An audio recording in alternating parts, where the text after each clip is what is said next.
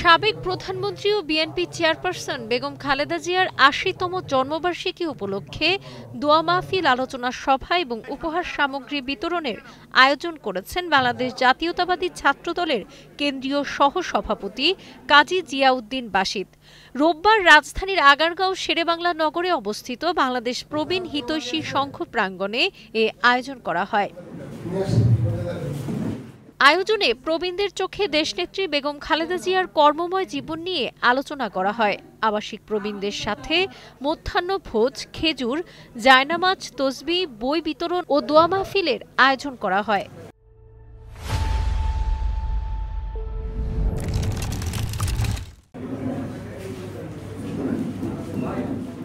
আলোচনায় প্রবীণরা বেগম খালেদা জিয়ার কর্মময় জীবন, গণতন্ত্র প্রতিষ্ঠায় তার অবদান ও জনগণের অধিকার আদায়ে তার দৃঢ় ভূমিকার কথা তুলে ধরেন। এছাড়া খালেদা জিয়ার দীর্ঘায়ু ও সুস্বাস্থ্য কামনা করেন বক্তারা।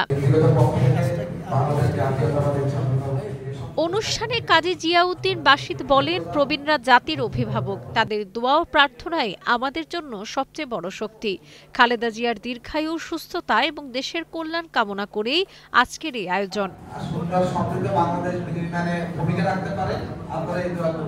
জুনায়েদ আল হাবিবের পাঠানো তথ্যচিত্রে ডেস্ক রিপোর্ট, সাবরিনা কাজী, কালের কণ্ঠ।